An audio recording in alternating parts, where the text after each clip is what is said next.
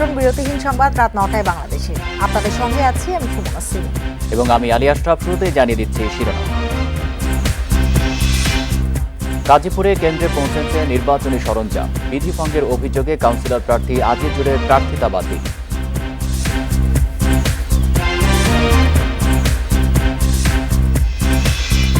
জনগণ যতদিন চায় ততদিন ক্ষমতায় থাকবে আওয়ামী লীগ, কাতারের প্রধানমন্ত্রী। নির্বাচন হবে অবাধ ও নিরপেক্ষ।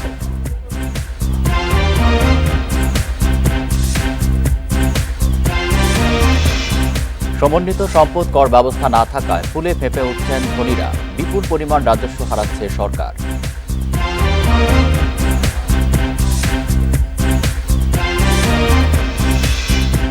গত মে মাসের তুলনায় এবার ডেঙ্গু বেড়েছে 7 গুণ। পরিস্থিতির অবনতি হতে পারে, স্বাস্থ্য অধিদপ্তরের সতর্কতা।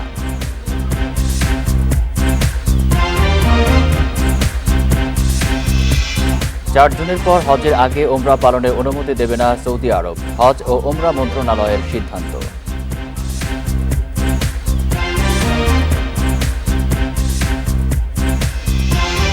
শুনছিলেন শিরোনাম, এবার বিস্তারিত। গাজীপুর সিটি কর্পোরেশনের নির্বাচনী সরঞ্জাম পৌঁছেছে কেন্দ্রে কেন্দ্রে।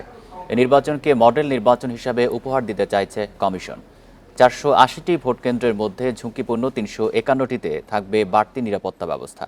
তবে নির্বাচনে কোনো চ্যালেঞ্জ দেখছে না পুলিশ। রাজধানী লাগোয়া গাজীপুর সিটি নির্বাচনের দিকেই এখন চোখ সবার। বৃহস্পতিবার 12 লাখ ভোটারের রায়ে নির্বাচিত হবেন নগরীর মেয়র ও কাউন্সিলর। 480টি কেন্দ্রে সকাল 8টা থেকে বিকেল 4টা পর্যন্ত ভোট গ্রহণ ইভিএমে, আর ঢাকা থেকে সিসি ক্যামেরায় তদারকি। ভোটের আগের দিন বুধবার সকাল থেকে নগরীর 5টি স্থানে বিতরণ করা হয় ইভিএম মেশিন সহ নির্বাচনী সরঞ্জাম। ভোট কেন্দ্রের প্রিজাইডিং কর্মকর্তারা তা বুঝে নেন। পরে কড়া পুলিশি পাহারায় পাঠানো হয় নির্দিষ্ট ভোট কেন্দ্রে। নির্বাচনের সকল মালামাল সুন্দরভাবে বুঝে পেয়েছে। এখন আমরা কেন্দ্রে চলে যাচ্ছি, ইনশাল্লাহ সুন্দর ভোট হবে। আমাদের কেন্দ্র যথেষ্ট ধান গবেষণার ভিতরে, অনেক নিরাপত্তা বেষ্টনীর ভিতরে আছে। পুলিশ কমিশনার নির্বিঘ্নে ভোট গ্রহণ ও নিরাপত্তায় মোতায়েন থাকছে আইন শৃঙ্খলা বাহিনীর প্রায় 13,000 সদস্য। জাতীয় সংসদ নির্বাচনের আগে গাজীপুর সিটির ভোটকে মডেল নির্বাচন হিসেবে দেখছে নির্বাচন কমিশন। একটা টিম ওয়াইজের মাধ্যমে যেন আমরা একটা গাজীপুরে মডেল নির্বাচন জাতিকে উপহার দিতে পারি, সেই লক্ষ্যে কিন্তু কাজ করে যাচ্ছি আমরা। এছাড়া এখানে জানেন যে বিভিন্ন স্তরে আইন শৃঙ্খলা বাহিনীকে ডিপ্লয়মেন্ট করা হয়েছে, প্রায় 5 স্তরে এখানে ডিপ্লয়মেন্ট করা হয়েছে। বুধবার সকালে ভোট কেন্দ্রের দায়িত্বে থাকা আইন শৃঙ্খলা বাহিনীর সদস্যদের ব্রিফিং করা হয়। যে কোনো ধরনের বিশৃঙ্খলা মোকাবিলায় প্রশাসনের পর্যাপ্ত প্রস্তুতির কথা জানান গাজীপুর মহানগর পুলিশ কমিশনার। নির্বাচন সবসময় হয়েছে, এর আগেও হয়েছে, এখনো হবে, আগামী দিনও হবে, সেটা আমরা দেখাই দিতে চাই। এখানে আমাদের প্রায় 13,000 আইন শৃঙ্খলা বাহিনীর আছে, বিভিন্ন বাহিনীর সদস্য আছে। তারা সবাই মিলে আমরা একসাথে আগামী দিনের নির্বাচনে যাতে সুষ্ঠু সুন্দর হয় সেই লক্ষ্যে আমরা কাজ করছি। গাজীপুরে 480টি কেন্দ্রের মধ্যে ঝুঁকিপূর্ণ কেন্দ্রে 351টি। সাধারণ কেন্দ্রে 16 জনের ফোর্স থাকলেও ঝুঁকিপূর্ণ কেন্দ্রে থাকবে 17 জনের ফোর্স। ভোট গ্রহণের সব প্রস্তুতি সম্পন্ন করেছে নির্বাচন কমিশন। এখন অপেক্ষা ভোটারের। জাতীয় সংসদ নির্বাচনের আগে সবার নজর থাকবে গাজীপুরের দিকে। Mahmudul Hasan, independent news, Gazipur.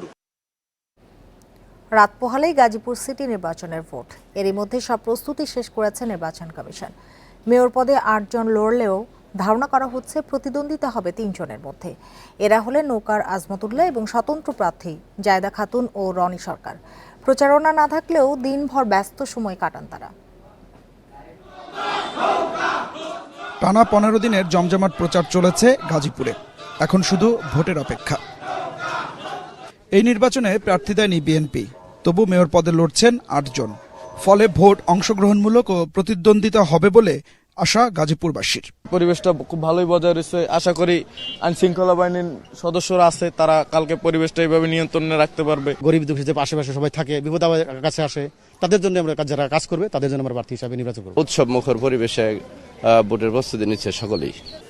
প্রচারণা বন্ধ, তবু ব্যস্ত সময় পার করছেন প্রার্থীরা। তারা দৃষ্টি রাখছেন কেন্দ্রে কেন্দ্রে নিরাপত্তা নিয়েও উদ্বেগ রয়েছে। এখনো ইভিএম নিয়ে শঙ্কায় রয়েছেন স্বতন্ত্র মেয়র প্রার্থী রনি সরকার। আমি ইভিএমের ভোট তো কোনো সময় দেখিও নাই, দিতেও শুনছি নাকি খুব ভালো।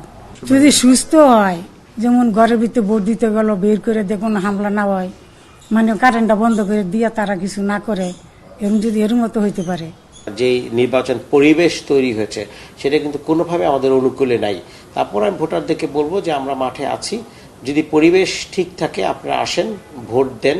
এই একটা সুযোগ এসছে এই সরকারের বিরুদ্ধে, বা এই 17 বছরে মানুষ যে ভোট দিতে পারেনি, অন্ততপক্ষে এই ভোটের মাধ্যমে মানুষের যেন যে অনাস্থাটা মানুষ দিতে চাচ্ছে সরকারের বিরুদ্ধে, সেই অনাস্থাটা যেন ভোটের মাধ্যমে, ব্যালটের মাধ্যমে, ইভিএম এর মাধ্যমে মানুষ দিতে পারে। আওয়ামী লীগের প্রার্থী আজমতুল্লাহ খানের আশা, এবার অন্যবারের চেয়ে ভোটার উপস্থিতি বেশি হবে। সুযোগ পেলে ভোটারদের প্রতিদান দেওয়ার আশ্বাস দেন তিনি। জনগণের মধ্যে এই যে আগ্রহ এবং উদ্দীপনা, একটা নির্বাচনী উৎসবমুখর পরিবেশ এখানে বিরাজমান।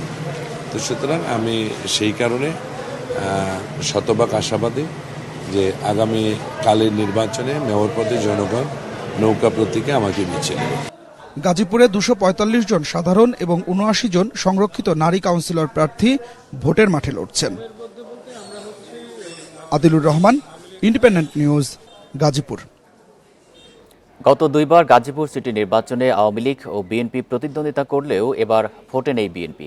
2013 সালে নির্দলীয় প্রতীক আর 2018 ও 2023 সালে দলীয় প্রতীকে ভোট। এবার নির্বাচনে নতুন ভোটার প্রায় 42,000। জয় পরাজয় ফ্যাক্টর হতে পারে নতুন ভোটাররা।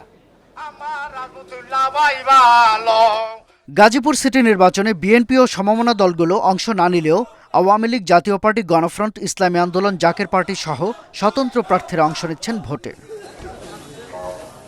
2018 সালে 6টি কেন্দ্রে ইভিএমে ভোট হলেও এবার হচ্ছে পুরো সিটিতে। সব কেন্দ্রেই থাকছে সিসিটিভি ক্যামেরা। 5 বছরে ভোটার বেড়েছে 42,000। এবার ভোটার 11,79,436 জন। এর মধ্যে পুরুষ ভোটার 5,92,762 জন, আর নারী ভোটার 5,86,696 জন। এছাড়াও তৃতীয় লিঙ্গের রয়েছেন 18 জন।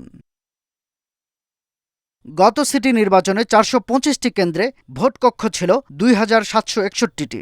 এবার 480টি কেন্দ্রে 3,497টি ভোট কক্ষে ভোট হবে। মেয়র পদে 8 জন, সংরক্ষিত ওয়ার্ডে কাউন্সিলর পদে 78 জন, আর সাধারণ কাউন্সিলর পদে লড়ছেন 246 জন।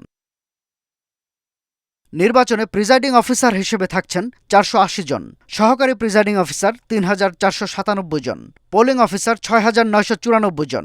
মোট ভোট গ্রহণকারী কর্মকর্তা রয়েছেন প্রায় 11,000। 57 জন নির্বাহী হাকিম, 19 জন বিচারিক হাকিম ভোটের দিন দায়িত্ব পালন করবেন। পুলিশ, এপিবিএন, আনসার ব্যাটালিয়ন নিয়ে 57টি মোবাইল টিম, 19টি স্ট্রাইকিং টিম, র্যাবের 30টি টিম ও 20 প্লাটুন বিজিবি থাকবে নিরাপত্তার দায়িত্বে। 480টি কেন্দ্রের মধ্যে ঝুঁকিপূর্ণ কেন্দ্র রয়েছে 351টি। 2013 সালে প্রথম গাজীপুর সিটি কর্পোরেশন নির্বাচনে মেয়র পদে আওয়ামী লীগের আজমতুল্লাহ খানকে 1,32,000 ভোটে হারান বিএনপি সমর্থিত মেয়র প্রার্থী এম এ মান্নান। 2018 সালে দলীয় প্রতীকে ভোট হয়, তাতে 2,02,000-এর বেশি ভোটে বিএনপি প্রার্থী হাসান উদ্দিন সরকারকে হারিয়ে জয় পান নৌকার প্রার্থী জাহাঙ্গীর আলম। Shahadat Swapan, independent news, Dhaka.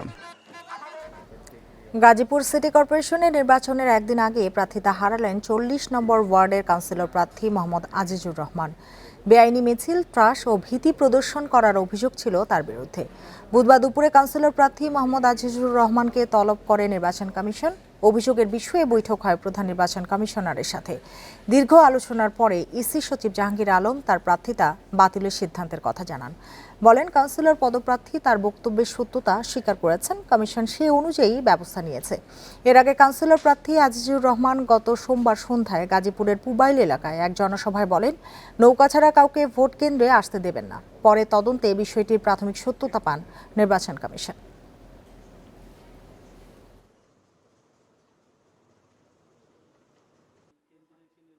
তার বিরুদ্ধে আনিত অভিযোগ এবং গণমাধ্যমে প্রকাশিত যে বিষয়টি সুস্পষ্টভাবে প্রমাণিত হয়েছে। পদপ্রার্থী ক্ষমা প্রার্থনার আবেদন সকল কিছু বিবেচনায় নিয়ে সুষ্ঠু নির্বাচনের স্বার্থে তার ক্ষমার আবেদন গ্রহণযোগ্য নয় মর্মে বিবেচনা করে আজকে 24শে মে 2023 তারিখে জনাব আজিজুর রহমান লাটিম প্রতীকের পদপ্রার্থিতা বাতিল ঘোষণা করেছেন।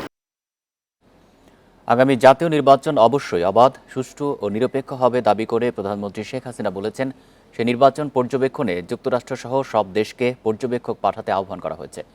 কাতার সময় বুধবার সকালে এক অনুষ্ঠানে প্রশ্নের জবাবে একথা বলেন তিনি। এ সময় প্রধানমন্ত্রী বলেন, দেশের মানুষ যতদিন চাইবে ততদিন রাষ্ট্র ক্ষমতায় থেকে সেবা করে যাবে আওয়ামী লীগ। কাতার সফরের শেষ দিনে কাতার ইকোনমিক ফোরামের এক প্যানেল আলোচনায় অংশ নেন প্রধানমন্ত্রী শেখ হাসিনা। আলোচনা শুরু হয় বাংলাদেশের IMF এর ঋণ প্রাপ্তি নিয়ে। এই ঋণ পরিশোধের প্রতিশ্রুতি মানার সক্ষমতা আছে কিনা এমন প্রশ্নের জবাবে প্রধানমন্ত্রী বলেন, ঋণ দেওয়ার আগে IMF প্রথমে দেখে সে দেশের পরিশোধের সক্ষমতা আছে কিনা। আলোচনার কেন্দ্রবিন্দু হয়ে ওঠে বাংলাদেশের আগামী জাতীয় সংসদ নির্বাচন প্রসঙ্গ। টানা 14 বছর সরকার পরিচালনার দায়িত্বে থাকা শেখ হাসিনাকে প্রশ্ন করা হয়, তিনি আর কত সময় ক্ষমতায় থাকবেন। As long as my people want me, because I am working for people. মানুষ যতদিন চাইবে ততদিন আমি ক্ষমতায় থেকে মানুষের সেবা করে যাব, কারণ আমি মানুষের জন্য কাজ করছি। আমাদের সরকারের নেওয়া উদ্যোগের ফলে ইতোমধ্যে দারিদ্র্যের হার অনেক কমিয়ে আনতে সক্ষম হয়েছে। আশা করি আগামী 2-3 বছরের মধ্যে একেবারেই অতি দারিদ্র্যমুক্ত হবে দেশ। And I hope within 2-3 years there will be no extreme poverty. যুক্তরাষ্ট্রের মতো দেশগুলো চায় সুষ্ঠু নির্বাচন দেখতে।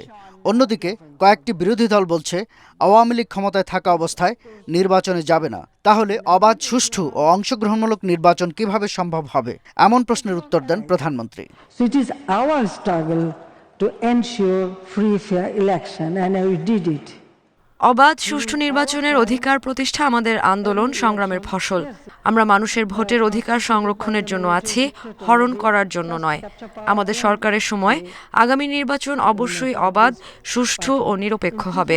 যারা বলছে নির্বাচনে যাবে না, তারা কিভাবে যাবে? তাদের তো জনসমর্থন নেই। So under our government, definitely election will be free and fair. প্রধানমন্ত্রী বলেন, সব নির্বাচনেই কিছু ঘটনা ঘটে। এখনও যুক্তরাষ্ট্রের গত নির্বাচনের ফল মেনে নেননি সাবেক প্রেসিডেন্ট ডোনাল্ড ট্রাম্প। এ বিষয়ে যুক্তরাষ্ট্রের বক্তব্য কি, এমন প্রশ্ন রেখে শেখ হাসিনা বলেন, বাংলাদেশের সরকার সবাইকে আহ্বান করছে নির্বাচনে পর্যবেক্ষক পাঠাতে। যুক্তরাষ্ট্রও পর্যবেক্ষক পাঠাতে পারে। Even if they want to send observer, they can do it. Shahadat Swapan, independent news, Dhaka. সেপ্টেম্বরে ভারত সফরে যাচ্ছেন প্রধানমন্ত্রী শেখ হাসিনা। এর আগে যাবে আওয়ামী লীগের প্রতিনিধি দল। দুদেশের উন্নয়নের স্বার্থেই ঢাকা দিল্লির সম্পর্ক ভালো রাখতে হবে বলে মন্তব্য করেছেন আওয়ামী লীগের সাধারণ সম্পাদক ওবায়দুল কাদের। এছাড়া প্রধানমন্ত্রীকে হত্যার হুমকিতে বিএনপি ব্যবস্থা না নেওয়ায় সমালোচনা করেন তিনি। সকালে তেজগাঁওয়ে এক অনুষ্ঠানে তিনি এসব বিষয়ে কথা বলেন। বুধবার সকালে তেজগাঁওয়ের সড়ক ভবনে বারোয়ারহাট হেয়াকো রামগড় সড়ক প্রশস্তকরণের ভিত্তিপ্রস্তর স্থাপন অনুষ্ঠানে অংশ নেন ওবায়দুল কাদের। প্রধান অতিথির বক্তব্যে ভারত প্রসঙ্গে কাদের বলেন, প্রতিবেশী দেশ বিনিয়োগ বাড়ালে বিনিয়োগকারী খুঁজতে আর দূরে যেতে হবে না। সমস্যা আছে, যেহেতু বন্ধুত্ব আছে, আলোচনা করে সমস্যা সমাধানের আমাদের উইন্ডো ইজ ওপেন। সম্পর্ক খারাপ করলে কখনো আমরা সামনের দিকে এগোতে পারবো না, আমাদের ব্যবসা বাণিজ্য পিছিয়ে থাকবে। এদিকে প্রধানমন্ত্রীকে হত্যার হুমকি প্রসঙ্গে আওয়ামী লীগের সাধারণ সম্পাদক বলেন, যুক্তরাষ্ট্র নিন্দা জানানোর পরও বিএনপির মহাসচিব দুঃখ প্রকাশ করেননি বা কোনো ব্যবস্থা নেননি। তাহলে এ হুমকি বিএনপির দলের কিনা, এমন প্রশ্নও রাখেন ওবায়দুল কাদের।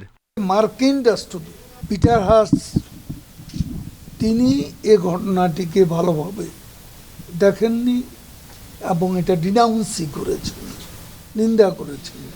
সেখানে বিএনপি থেকে কোনো রেসপন্সিবল, কোনো দায়িত্বশীল নেতা আজ পর্যন্ত কোনো ব্যবস্থা নেয়নি। নির্বাচন বানচাল সহ বিএনপির যে কোনো ধরনের সহিংসতা প্রতিরোধে আওয়ামী লীগ রাজনৈতিকভাবে মোকাবিলা করবে বলেও জানান সড়ক পরিবহন ও সেতুমন্ত্রী। ইলেকশনে সেটাই প্রমাণ। Buddhadeb Kundu, independent news, Dhaka. রাজধানীর জিগাতলায় পুলিশের সাথে সংঘর্ষের ঘটনায় বিএনপি স্থায়ী কমিটির সদস্য গয়েশ্বর চন্দ্র রায় সহ 6 শতাধিক নেতাকর্মীকে আসামি করে 3টি মামলা হয়েছে। গ্রেপ্তার করা হয়েছে 38 জনকে। নিউ মার্কেট থানার মামলায় 46 জনের নাম উল্লেখ সহ 400-500 জনকে আসামি করা হয়। গ্রেপ্তার দেখানো হয় 11 জনকে। ধানমন্ডি থানায় 2 মামলায় বিএনপি নির্বাহী কমিটির সদস্য শেখ রবিউল আলম সহ 52 জনের নাম উল্লেখ করা হয়েছে। এছাড়া কয়েকশো ব্যক্তিকে অজ্ঞাতনামা আসামি করা হয়। এই 2 মামলায় গ্রেপ্তার দেখানো হয়েছে 27 জনকে। পুলিশের কাজে বাধা ও হামলা, সরকারি স্থাপনা ভাঙচুর, অগ্নিসংযোগ, বিস্ফোরণ সহ বিভিন্ন অভিযোগে মামলাগুলো করা হয়। এদিকে ধানমন্ডি থানায় করা মামলায় বিএনপির 12 নেতাকর্মীর 1 দিনের রিমান্ড মঞ্জুর করেছেন আদালত। পুলিশকে আঘাত করা, গাড়িতে অগ্নিসংযোগ করা, তারপর আপনার সরকারি সম্পত্তি বিনষ্টকরণ, সব মিলে মানে আপনার ধানমন্ডি থানাতে 2টি মামলা হয়েছে এবং নিউ মার্কেট থানাতে 1টি মামলা হয়েছে, মোট 3টি মামলা হয়েছে। তো আমরা তাৎক্ষণিকভাবে হাতে 38 জনকে আমরা গ্রেফতার করেছিলাম এবং যারা যারা ওখানে মূল ঘটনার নায়ক ছিল তাদের সকলের নামে আমরা মামলা নিয়েছি। সম্পদের কর আদায়ে বাংলাদেশের অবস্থান আফ্রিকার দেশগুলোর পর্যায়ে। গবেষণা সংস্থা সিপিডি বলছে, সমন্বিত সম্পদ কর ব্যবস্থা না থাকায় বিপুল পরিমাণ রাজস্ব হারাচ্ছে সরকার। ফুলে ফেপে উঠছেন ধনীরা। তাই উন্নত দেশের অনুকরণে বাংলাদেশেও উত্তরাধিকার কর আদায়ের প্রস্তাব করেছে সংস্থাটি। রাজধানীতে এক সেমিনারে এসব বিষয়ে তুলে ধরে সিপিডি। পূর্বাচল সরকারের পরিকল্পিত আবাসিক এলাকা। এখানকার হাজার হাজার প্লটের বেশিরভাগের মালিক আমলারা। 1 দশকে এসব জমির দাম বেড়েছে কয়েক গুণ। প্লটের মালিকরা এখন কোটিপতি, কিন্তু দিচ্ছেন নামমাত্র কর। রাজধানীর সবচেয়ে অভিজাত এলাকা গুলশান। এখানে জমির দাম বাড়ে লাফিয়ে লাফিয়ে। কয়েক দশকে কোটি টাকার জমির দাম হয়েছে শত কোটি টাকা, কিন্তু মালিকরা দিচ্ছেন নামমাত্র কর। এভাবে সম্পদ জমা হচ্ছে অল্প কিছু মানুষের হাতে, বাড়ছে বৈষম্য। এই জায়গাটি কিন্তু আমরা ট্যাক্স করতে পারছি না বা করছি না ইচ্ছাকৃতভাবে। এখানে পলিটিক্যাল ইকোনমি তো অবশ্যই আছে, কারণ আমরাই তো ট্যাক্স করবো, আমরাই তো ধনী, আমরা নিজেদেরকে কেন নিজেরা ট্যাক্স করতে যাব। সিপিডির গবেষণা বলছে, ফ্ল্যাট ও জমির মতো অস্থাবর সম্পদে ভূমি উন্নয়ন কর সহ 6 ধরনের রাজস্ব আদায় করে সরকার। আদায়ে নিয়োজিত স্থানীয় সরকার সহ একাধিক সংস্থা। এ খাতে আদায় হওয়া কর মোট জিডিপির মাত্র 0.03%, অথচ পাকিস্তান আদায় করে বাংলাদেশের 3 গুণ, ভারত করে প্রায় 36 গুণ। সম্পদের কেন্দ্রীভবন হবে এক প্রজন্মে এবং সেই সম্পদের কেন্দ্রীভবন আরও গুরুতরভাবে হস্তান্তরিত হবে পরবর্তী প্রজন্মে, যারা এটাতে উপার্জন করেনি। এই ন্যায্যতা এখানে নিয়ে আসতে হবে। বিশ্লেষকেরা জানান, ব্যক্তির পাশাপাশি এখন সম্পদ পুঞ্জীভূত হচ্ছে কোম্পানির নামেও। তাই নীতি প্রণয়নে কোম্পানির মালিকানাধীন সম্পদকেও বিবেচনায় আনার পরামর্শ তাদের। একটা কোম্পানি যখন জমি কিনে, সেও কিন্তু মৌজা ফেরত দিয়ে কিনছে। কোম্পানিগুলো ব্যালেন্স শিট যদি দেখেন, ভ্যালুয়েশন করেন 150 কোটি টাকার কোম্পানি, আর যখন আপনি ব্যালেন্স শিট দেখেন তার ভ্যালু হচ্ছে 10 কোটি টাকা। কেন হচ্ছে সেটা? এগুলো একটা ভিশিয়াস সার্কেল কিন্তু আমাদের ঘুরছে। আমাদের অনেক ডেভেলপমেন্ট হয়েছে, সামনে আর অনগোয়িং ডেভেলপমেন্ট হবে এবং আমরা এলডিসি গ্রাজুয়েশন হচ্ছি। তো এগুলোকে কিন্তু আমাদের মাথায় রেখে কিন্তু আমাদেরকে কিন্তু সামনের দিকে এগোতে হবে।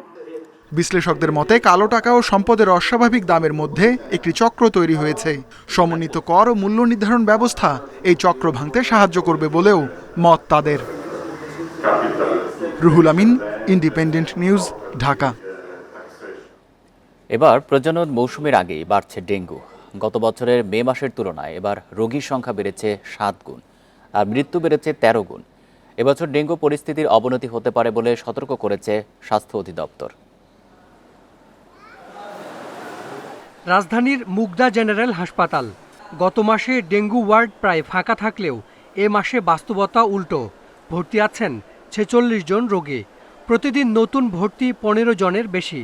সারা দেশের মধ্যে সবচেয়ে বেশি ডেঙ্গু রোগী ভর্তি এই হাসপাতালে। 80% রোগী যাত্রাবাড়ি এলাকার। কেউ কেউ জ্বর ছাড়া আসছেন। এক্ষেত্রে যেটি আমার মনে হয়, হয়তো প্রথমে জ্বর হয়ে গেছেন, ওরা বুঝতে পারেননি। পরবর্তী যে, কারণ একটি কমন কথা এখন বলা হচ্ছে, তীব্র তাপদাহ ছিল, তো অনেকে মনে করছেন এটা গরমের কারণে জ্বর হতে পারে, সুতরাং অনেকে ডেঙ্গু মনে করেন উনি। গত বছর মে মাসের প্রথম 24 দিনে ডেঙ্গু শনাক্ত হয় 87 জনের, আর এবছর একই সময়ে শনাক্তের সংখ্যা প্রায় 600। শনাক্ত বেড়েছে প্রায় 7 গুণ।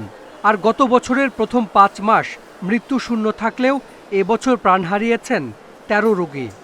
হাসপাতালে শয্যার সংখ্যা বাড়িয়ে দেওয়াই ডেঙ্গু ম্যানেজমেন্টের জন্য যথেষ্ট নয়। মশক নিয়ন্ত্রণ এবং সমন্বিত যে ভেক্টর কন্ট্রোলের যে বিষয়টা আছে, সেই জায়গাটিতে যদি আমরা জোর দিতে পারি, একদিকে যেমন রোগীর সংখ্যা কমে যাবে, জটিল রোগীর সংখ্যা কমে যাবে, হাসপাতালে যে চাপটি থাকে সেটি কমে যাবে এবং সামগ্রিকভাবে যে ক্ষয়ক্ষতিটি হয়, মৃত্যু এবং রোগ পরবর্তী যে জটিলতাগুলো, সেগুলো কমে আসবে। এবার প্রজনন মৌসুমের আগেই শুরু হয়েছে ডেঙ্গু সংক্রমণ।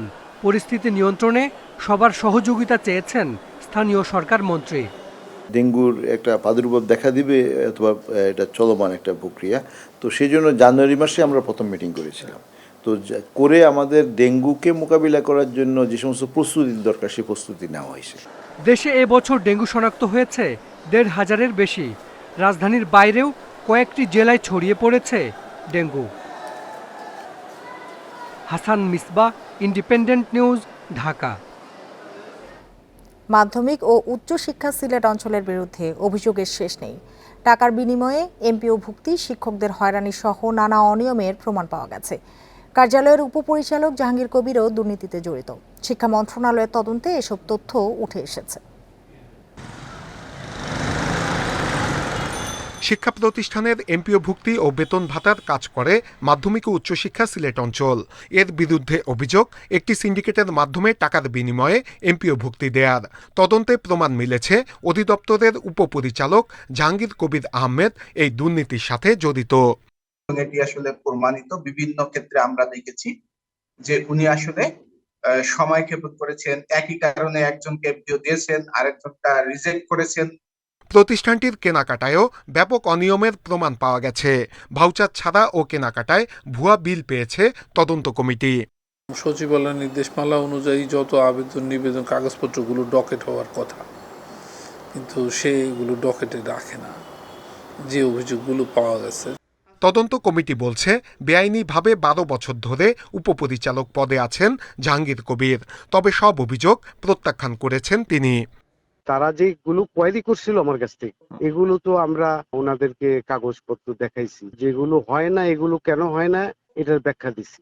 এরকম বেশ কয়েকজন কর্মকর্তার বিরুদ্ধে দুর্নীতির অভিযোগ পেয়েছে মাধ্যমিক ও উচ্চশিক্ষা অধিদপ্তর। তাদের ছাড় না দেওয়ার হুঁশিয়ারি দেয়া হয়েছে।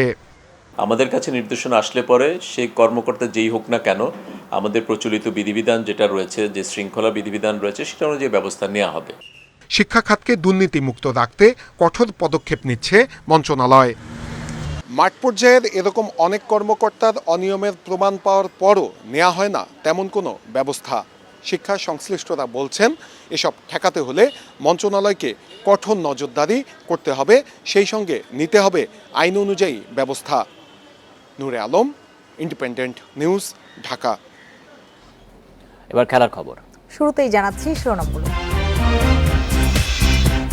সাকিবকে ছাড়া টেস্টে আফগানদের চ্যালেঞ্জ আরও কঠিন, মানছেন শান্ত। রাশিদ মুজিবদের স্পিন সামলে 3 ফর্মেটে সাফল্যের প্রত্যয়।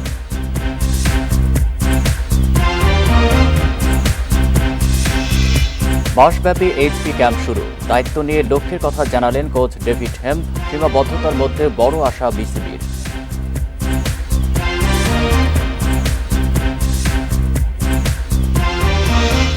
আফগানিস্তান সিরিজ নিয়ে এখন টাইগারদের ব্যস্ততা। মূল ক্যাম্প শুরু হবে 29 মে। তার আগেই ব্যক্তিগত অনুশীলন চালিয়ে যাচ্ছেন জাতীয় ক্রিকেটাররা। আয়ারল্যান্ড সিরিজের ফর্ম আফগানদের বিপক্ষেও ধরে রাখতে চান নাজমুল হোসেন শান্ত। তার মতে সাকিব না থাকায় টেস্ট ম্যাচ হবে চ্যালেঞ্জিং। নানান সমালোচনা সহ্য করে নাজমুল শান্ত এখন পরিণত এক ক্রিকেটার। 3 ফরম্যাটেই টাইগার স্কোয়াডে অটো চয়েস। নির্বাচকদের আস্থার প্রতিদানও দিয়ে চলেছেন। আইরিশদের বিপক্ষে সফল সিরিজ শেষে আফগান লড়াইয়ের প্রস্তুতি শান্ত। ঘরের মাঠে নিজেদের এগিয়ে রাখলেও আফগানদের বিপক্ষে সাদা পোশাকের লড়াই হবে চ্যালেঞ্জিং। সাকিব না থাকায় টিম কম্বিনেশনে তার প্রভাব পড়বে, মানছেন শান্ত। আমাদের কন্ডিশনে খেলা, আর প্রত্যেকটা সিরিজই আমার মনে হয় চ্যালেঞ্জিং। সো অতিরিক্ত কোনো কিছু চিন্তা করতেছি না। আমাদের কন্ডিশন অবশ্যই আমরা ভালো ক্রিকেটই খেলবো। উনি থাকলে আমাদের টিমের কম্বিনেশনটা অনেক ভালো হয়। অবশ্যই তাকে মিস করব, বাট তারপরেও তার পরে যে প্লেয়ারটা খেলবে, তার জায়গায় যে প্লেয়ারটা খেলবে এবং সেও ক্যাপেবল, আমার মনে হয় যে সে খুব ভালোভাবেই ওই জায়গাটা পূরণ করার চেষ্টা করবে। আফগান স্পিন অ্যাটাক ভয়ের কারণ হতে পারে টাইগার ব্যাটারদের। সেই লক্ষ্যে মিরপুরে আগেভাগেই অনুশীলন শুরু করেছে লিটন, মুশফিক, মিরাজরা। মূল অনুশীলনে আফগান বদের ছক কষবে টাইগাররা। প্র্যাকটিস শুরু করি না, অবশ্যই আজকে থেকে শুরু হচ্ছে। টিম প্র্যাকটিস আরও কয়েকদিন পর থেকে শুরু হবে, তখন আরও ভালোভাবে প্রপার প্ল্যান করব এবং খুব বেশি অপোনেন্টকে নিয়ে অনেক বেশি যে চিন্তা করতেছি সেটা না। যেরকম চ্যালেঞ্জে আসবে ওইটা ফেস করার জন্য প্রস্তুত হচ্ছে এবং আমার মনে হয় যে খুব ভালো একটা প্ল্যান নিয়ে আগাবো। আয়ারল্যান্ডের বিপক্ষে ওয়ানডে ক্যারিয়ারের প্রথম সেঞ্চুরির আত্মবিশ্বাস কাজে লাগাতে চান শান্ত। অতীত ভুলে আফগানদের বিপক্ষে লাল বলে সেরা পারফরমেন্সের প্রত্যয় এই ব্যাটারের। যেটা অতীতে হয়ে গেছে আমার মনে হয় না যে এটা নিয়ে খুব বেশি চিন্তা করার কিছু আছে। ওই পার্টিকুলার ওই ম্যাচটাতে যদি আমরা ভালোভাবে খেলতে পারি তাহলে আমাদের কন্ডিশনে অবশ্যই আমরা অনেক ভালো দল এবং আমরা ভালো করতেই পারবো। সো অতীতে যেটা হয়ে গেছে ওটা নিয়ে আসলে খুব বেশি চিন্তা করার কোনো অপশন নেই। টাইগারদের মূল ক্যাম্প শুরু 29 তারিখ, মিরপুরে সিরিজের একমাত্র test 14 June. Kapil Pal, Independent News. সম্ভাবনাময় ক্রিকেটারদের নিয়ে শুরু হলো BCB high performance unit HP এর 3 ধাপের ক্যাম্প। বুধবার থেকে কাজ শুরু করেছেন নতুন হেড কোচ ডেভিড হেম্প। জাতীয় দলের বাইরে এবারই প্রথম এইচপি দলের জন্য নিয়োগ দেওয়া হয়েছে মনোবিদ। হাই পারফরমেন্স টিম নিয়ে দীর্ঘমেয়াদী পরিকল্পনা বিসিবির। নতুন হেড কোচ ডেভিড হেম্প নিয়েছেন দায়িত্ব। বুধবার থেকে শুরু হলো ক্যাম্প। 3 ভেন্যুতে 3 ধাপে চলবে 1 মাসের কার্যক্রম। মিরপুরে হচ্ছে ফিজিক্যাল স্ক্রিনিং ও ফিটনেস টেস্ট। এরপর 2 ধাপে রাজশাহী ও বগুড়ায় হবে স্কিল ট্রেনিং। জুলাইয়ে শ্রীলঙ্কা অনুষ্ঠেয় এসিসি ইমার্জিং টিমস এশিয়া কাপে অংশগ্রহণের পূর্ব প্রস্তুতি হিসেবে সাজানো হয়েছে সূচি। ক্রিকেটারদের লক্ষ্য অর্জনে পথনির্দেশক হিসেবে কাজ করবেন নতুন কোচ। আমরা ক্রিকেটারদের লক্ষ্য অর্জনে সাহায্য করব। এটা এমন একটা প্ল্যাটফর্ম যেখানে খেলোয়াড়রা শিখবে এবং পরের ধাপে যাবে। একটা সময়ে এই ক্রিকেটাররা যাতে জাতীয় দলে ভূমিকা রাখতে পারে। এইচপি দলের জন্য নতুন কোচ ডেভিড হেম্পের সাথে দীর্ঘমেয়াদী চুক্তি বিসিবির। ভবিষ্যৎ পরিকল্পনা সফল করতে এমন সিদ্ধান্ত জানিয়েছেন চেয়ারম্যান নাইমুর রহমান দুর্জয়। তবে অবকাঠামোগত কিছু অসুবিধা থাকার কথা জানিয়েছেন তিনি। ইনফ্রাস্ট্রাকচারে এখনও কিছু গ্যাপ আছে, যেগুলি যেমন গ্রাউন্ড, ইনডোরস, জিম। একজন কোচের আন্ডারে বেশি দিন থাকলে পরে যত বেশি দিন থাকবে ওদের বোঝাপড়াটা ভালো হয়, ওই প্লেয়ার সম্বন্ধে কোচের আইডিয়াটা ভালো হয়, কোচের সঙ্গেও প্লেয়ারের যে আন্ডারস্ট্যান্ডিংটা সেটা ভালো হয়। জাতীয় দলের আগের ধাপ হিসেবে বিবেচনা করা হয় এইচপি দলকে। স্কিলে উন্নতির সাথে ক্রিকেটারদের মানসিক দৃঢ়তা ঠিক রাখতে এবারই প্রথম নিয়োগ দেওয়া হলো মনোবিদ।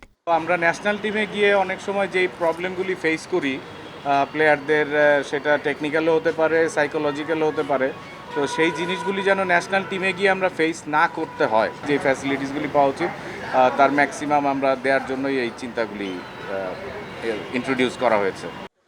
নতুন কোচ হেম্পের দেখভালে 25 ক্রিকেটার নিয়ে শুরু এইচপি ক্যাম্প। বিভিন্ন সময়ে জাতীয় দলে খেলা ক্রিকেটাররাও আছেন এই ক্যাম্পে, কিছু নতুন মুখও আছে। Farida Bakhtiara, independent news, Dhaka. সিলেটে এ দলের দ্বিতীয় টেস্টে প্রথম ইনিংসে বাংলাদেশের 237 রানের জবাবে 31 রানের লিড নিয়েছে ওয়েস্ট ইন্ডিজ। দ্বিতীয় দিন শেষে সফরকারীদের সংগ্রহ 6 উইকেটে 268 রান। 5 উইকেটে 175 রান নিয়ে দিন শুরু করা বাংলাদেশ আরও 62 রান যোগ করে অল আউট হয়। একাই লড়েছেন শাহাদাত দীপু। সর্বোচ্চ 73 রান আসে তার ব্যাটে। অধিনায়ক আফিফ করেন 37 রান। আকিম জর্ডানের শিকার 5 উইকেট। জবাবে উইন্ডিজের শুরুটাও ভালো হয়নি। দলীয় 16 রানে চন্দরপলকে ফেরান পেসার খালেদ, কিন্তু 116 রানের জুটি গড়ে বাংলাদেশকে চাপে ফেলে কার্ক ও রেইফার। সাইফ হাসান 1 ওভারে 2 উইকেট নিলে ম্যাচে ফেরে স্বাগতিকরা। 91 রানে আউট হন কার্ক। এরপর অ্যালিক ও কিয়েসির 79 রানের জুটি এগিয়ে নেয় ক্যারিবীয়দের। 50 করেছেন কিয়েসি। লেগ স্টাম্পের উপরে করতে পারেন আপনি, একসময় ব্যাটার ভুল করবেন। আসছেন তানজিম, পরের বলটি নিয়ে লেগ স্টাম্পের উপরে। ফেডারেশন কাপ জিততে মুখিয়ে আবাহনী শক্তিমত্তা অভিজ্ঞতায় চিরপ্রতিদ্বন্দ্বী মোহামেডানের চেয়ে এগিয়ে আকাশী নীল। ফাইনালে স্নায়ু চাপ সামলে শতভাগ দিতে চায় লেমসের দল। অধিনায়ক রাফায়েল ও কালিন্দ্রেসের ইনজুরি থাকলেও দ্রুত সেরে ওঠার আশ্বাস ম্যানেজমেন্টের। 30 মের মেগা ফাইনালের জন্য প্রস্তুত হচ্ছে ধানমন্ডির জায়ান্ট। 14 বছর পর আবারও ফেডারেশন কাপের ফাইনালে 2 চিরপ্রতিদ্বন্দ্বী আবাহনী মোহামেডান। সময়ের পালাবদলে বদলেছে শক্তিমত্তা। খেই হারিয়ে ধুঁকছে সাদা কালোরা, আর ব্যাক টু ব্যাক শিরোপা জয়ের দ্বার প্রান্তে আকাশী নীল। 2016, 17 ও 18 মৌসুমে হ্যাটট্রিক শিরোপা জয়ের পর 2019-20 মৌসুমে পেরে ওঠেনি বসুন্ধরা কিংসের কাছে। গেল বছর রহমতগঞ্জকে হারিয়ে শিরোপা জয়ের উল্লাস সারলেও এবার লড়াইটা সহজ হবে না ঢাকার জায়ান্টদের। লিগ শিরোপা হাতছাড়া হলেও বছরের প্রথম শিরোপা ঘরে তুলতে মুখিয়ে আকাশী নীল কোচ মারিও লেমোস। দেখুন, এটা মর্যাদার একটি লড়াই এদেশের জন্য। দুটি দলই ফাইনালে উঠেছে। এখানে কেউ কারো চেয়ে কম শক্তিশালী নয়, তবে সাম্প্রতিক পারফরমেন্স ও বড় মঞ্চের অভিজ্ঞতায় আমরা জয় নিয়েই ফিরতে চাই। দলীয় অধিনায়ক রাফায়েল অগাস্তোকে নিয়ে কিছুটা শঙ্কা থাকলেও ফাইনালের আগে দেখা যাবে মূল স্কোয়াডে। জীবন ফাহিম রহমতদের সাথে কিংসলে এমেকা কলিন্দেজদের জুটি আশা দেখাচ্ছে আকাশী নীলদের। এখন সবাই ফিট আছে, আপনার টিমের ট্রেনিংও ভালো হচ্ছে এবং আপনার একটা টিম ফিট মানে তো আপনার 100% দেওয়া সম্ভব। আমরা যদি আমাদের স্বাভাবিক খেলা খেলতে পারি তাহলে ইনশাল্লাহ ভালো কিছু হবে। যেহেতু আমরা ফাইনালে গেছি, অবশ্যই আমরা চাবো যে একটা শিরোপা ধরে রাখতে। যেহেতু আমরা লিগে এখন 2 নম্বরে আছি, এখন যেহেতু আমাদের সামনে লিগের খেলা, অবশ্যই আমরা লিগেরটা যদি আমরা জিততে পারি তাহলে আমাদের কনফিডেন্স লেভেলটা আরও ভালো হবে। সেই জন্য আমরা চাচ্ছি লিগেরটা জিতে তারপর আমরা ফেডারেশনেরটাতে ফোকাস দেব। 30 মে ফেড কাপের ফাইনালে মুখোমুখি হবে দুই চিরপ্রতিদ্বন্দ্বী। জয় পরাজয় ছাপিয়ে ঢাকা ডার্বির উত্তাপ উপভোগ করতে মুখিয়ে দর্শকরা। এর আগে শুক্রবার প্রিমিয়ার লিগের ম্যাচে ফাইনালের রিহার্সেল সারার সুযোগ পাবে আবাহনী মোহামেডান। Kamrul Hasnat, independent news, Dhaka. আর এই ছিল খেলার খবরে। এবার ভিন্ন প্রসঙ্গ। এ নিয়ে প্রতিবেদন থাকছে সংবাদের শেষ অংশে। সাভারে 50 লাখ জাল টাকা ও নোট তৈরি সরঞ্জাম জব্দ সহ 3 জনকে গ্রেপ্তার করেছে পুলিশ। সকালে বনগাঁও এলাকার এক পোশাক কারখানায় অভিযান চালিয়ে এসব জব্দ এবং অভিযুক্তদের গ্রেপ্তার করা হয়। জাল নোট তৈরির সাথে কয়েকজন সাবেক ব্যাংক কর্মকর্তার যোগসাজশের তথ্য মিলেছে বলে জানিয়েছে পুলিশ। বুধবার সকালে সাভারের অন্ধ মার্কেটের সামনে সাখাত হোসেন খান নামে এক ব্যক্তি জাল টাকা দিয়ে লিচু কেনার চেষ্টা করছিলেন। এ সময় স্থানীয়রা তাকে আটক করে পুলিশে দেয়। পরে জিজ্ঞাসাবাদে বেরিয়ে আসে পোশাক কারখানার আড়ালে জাল নোট তৈরির ব্যবসার কথা। আমি জানি যতটুকু পোশাক কারখানা, কিন্তু এই পোশাক কারখানার আড়ালে যে জাল টাকা তৈরি করে, এটা শুনে আমরা এলাকাবাসী অবাক হয়েছি। এখানে গার্মেন্টসের কাপড় আসলে করতো, মাঝখানে বন্ধ হয়ে গরু ফার্ম দিছে, ফার্মের পরে এখন শুনলাম এই জাল টাকারই করছে। তথ্য অনুযায়ী বনগাঁও এলাকার সাউথ বেঙ্গল অ্যাপারেলস পোশাক কারখানায় অভিযান চালায় পুলিশ। 50 লাখ জাল টাকা সহ নোট তৈরির বেশ কয়েকটি যন্ত্র জব্দ করা হয়। কারখানাটি যেটি জাল টাকা বানাচ্ছিলেন সেই কারখানার মালিক আমরা সাখাওয়াত হোসেনকে, তার অপর 2 সহযোগী আমরা তাদেরকে গ্রেপ্তার করতে সক্ষম হয়েছি। কোরবানির ঈদকে সামনে রেখে এসব জাল টাকা বাজারে ছাড়ার পরিকল্পনা ছিল উল্লেখ করে পুলিশ বলছে, এই চক্রের সাথে সাবেক কয়েকজন ব্যাংক কর্মকর্তা জড়িত থাকার তথ্য মিলেছে। ব্যাংকের কিছু কর্মকর্তার আমরা নাম পেয়েছি। তারা এর মাঝে কেউ চাকরি চলে গিয়েছে। এই আসন্ন ঈদ কেন্দ্র করে সারা দেশে তারা একটি বিশাল নেটওয়ার্ক তৈরি করেছে। চক্রের বাকি সদস্যদের ধরতে অভিযান অব্যাহত থাকবে বলে জানিয়েছে পুলিশ। Independent news. ইমরান খানের দল পিটিআই নিষিদ্ধ করার কথা ভাবছে পাকিস্তান সরকার। কথা জানিয়েছেন দেশটির প্রতিরক্ষা মন্ত্রী খাজা আসিফ। ইমরানকে গ্রেপ্তারের পর তার দলের কর্মীদের সহিংসতার জেরে এমন পরিকল্পনা। তবে এখনও এ নিয়ে পর্যালোচনা চলছে। এদিকে PTI vice chairman Shah Mahmood কুরেশিকে মুক্তির কিছুক্ষণ পর আবারও গ্রেপ্তার করা হয়েছে। আটক করা হয়েছে দলের আরেক নেতা মুশাররত জামশেদকেও। এমন বাস্তবতায় দল ছাড়তে শুরু করেছেন পিটিআই নেতারা। এরই মধ্যে বেরিয়ে গেছেন 4 জন। দল ছাড়ার ঘোষণা দিয়েছেন শিরিন মাজারি ও ফয়াজুল হাসান চৌহান সহ আরও 4 নেতা। তবে তাদের দল ত্যাগে বাধ্য করা হচ্ছে বলে দাবি পিটিআই প্রধান ইমরান খানের।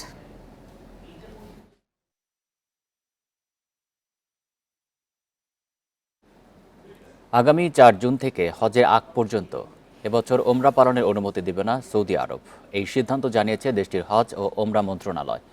মধ্যপ্রাচ্য ভিত্তিক সংবাদ মাধ্যম গালফ নিউজের প্রতিবেদনে বলা হয়, চলতি বছর সৌদি আরবে ঈদ উল আজহা উদযাপন হতে পারে 27 জুন। তার আগে পালন হবে পবিত্র হজ। হজের কার্যক্রম নির্বিঘ্নে শেষ করতে ওমরা পালনের অনুমতি না দেওয়ার সিদ্ধান্ত নেওয়া হয়েছে।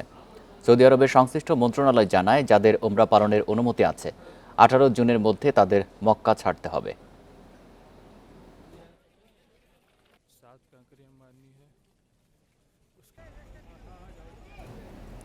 অভিবাসীর সংখ্যা কমাতে এবার বিদেশি শিক্ষার্থীদের উপর কড়াকড়ি আরোপ করবে যুক্তরাজ্য সরকার। পিএইচডি শিক্ষার্থীরা বাদে স্নাতকোত্তর পর্যায়ের অন্য শিক্ষার্থীরা তাদের পরিবারের সদস্যদের আর যুক্তরাজ্যে নিতে পারবেন না। ঋষি সুনাক সরকারের এই সিদ্ধান্ত আগামী জানুয়ারি থেকে কার্যকর হবে। British Prime Minister Rishi Sunak's spokesperson. যুক্তরাজ্যে বর্তমানে অন্যতম বড় সমস্যা অভিবাসী সংকট। গত বছরের অক্টোবরে ক্ষমতায় এসেই এই সংকট সমাধানের আশ্বাস দেন ব্রিটিশ প্রধানমন্ত্রী ঋষি Sunak. Immigration system is delivering. চলতি বছর দেশটিতে বৈধ অভিবাসীর সংখ্যা রেকর্ড 7 লাখে পৌঁছেছে বলে ধারণা করা হচ্ছে। দুদিন পরেই আনুষ্ঠানিক সংখ্যা ঘোষণা করা হবে। এর আগেই অভিবাসী সংক্রান্ত নতুন আইন জারি করল ঋষি সুনাক প্রশাসন। নতুন নিয়মে গবেষণা কোর্স নেই এমন স্নাতকোত্তর পর্যায়ের বিদেশি শিক্ষার্থীরা পরিবারের সদস্যদের দেশটিতে নিতে পারবে না। নতুন এই ঘোষণার কারণে যুক্তরাজ্যে স্নাতকোত্তর পর্যায়ে অধ্যয়নরত শিক্ষার্থীদের সঙ্গে স্বামী, স্ত্রী ও সন্তানরা দেশটিতে বসবাসের জন্য আবেদন করতে পারবেন না। তবে যারা গবেষণা করছেন তাদের ক্ষেত্রে নিষেধাজ্ঞা প্রযোজ্য নয়। নতুন আইন কার্যকর হলে অভিবাসীর সংখ্যায় বড় ধরনের পরিবর্তন আসবে বলে মত ঋষি সুনাকের। এছাড়া বিভিন্ন দেশ থেকে শিক্ষার্থী ভিসায় যুক্তরাজ্যে এসে পড়াশোনা বাদ দিয়ে কাজ করার প্রবণতা ঠেকাতেও প্রয়োজনীয় পদক্ষেপ নেওয়ার চিন্তাভাবনা করছে ব্রিটিশ সরকার। ভিসা ব্যবস্থার অপব্যবহার ঠেকাতেই এই পদক্ষেপ নেওয়া হচ্ছে বলে এক বিবৃতিতে জানায় দেশটির স্বরাষ্ট্র মন্ত্রণালয়। এদিকে গবেষণা কোর্স রয়েছে এমন শিক্ষার্থীদেরও পরিবার নেয়ার উপর নিষেধাজ্ঞা আরোপের আলোচনা চলছে। তবে বিষয়টি নিয়ে মন্ত্রিসভার সদস্যদের মধ্যে মতভেদ রয়েছে। 2022 সালে বিদেশি শিক্ষার্থীর পরিবারের সদস্যদের 1,37,000 ভিসা দেয় যুক্তরাজ্য, যা 2019 সালের তুলনায় 9 গুণ বেশি। বিদেশি শিক্ষার্থীদের চাকরি খোঁজার জন্য স্নাতক পাশের পর 2 বছর যুক্তরাজ্যে বসবাসের অনুমতি দিতে 2019 সালে স্টুডেন্ট ভিসার নিয়ম পরিবর্তনের পর ভিসা আবেদন কয়েক গুণ বেড়েছে। Zobayer Hussain, Independent News. Covid মহামারীর চেয়ে ভয়াবহ মহামারীর জন্য বিশ্বকে প্রস্তুত থাকতে সতর্ক করলেন বিশ্ব স্বাস্থ্য সংস্থার প্রধান টেড্রোস অ্যাডানম গেব্রিয়াসুস। তিনি বলেন, কোভিডের জন্য বিশ্বব্যাপী স্বাস্থ্য খাতে জরুরি অবস্থার সমাপ্তির মানে বিশ্বব্যাপী স্বাস্থ্য হুমকির অবসান নয়, নতুন আরেকটি ভ্যারিয়েন্টের হুমকি রয়েছে। এতে অনেক মানুষ আক্রান্ত হতে পারে এবং মৃত্যু ঘটতে পারে। এছাড়া নতুন ধরনের আরও একটি ভাইরাসও হানা দিতে পারে বলে সতর্ক করেন তিনি। বিশ্ব স্বাস্থ্য সংস্থার ৭৬তম সভায় এক প্রতিবেদন পেশ করার সময় এসব কথা বলেন সংস্থার প্রধান।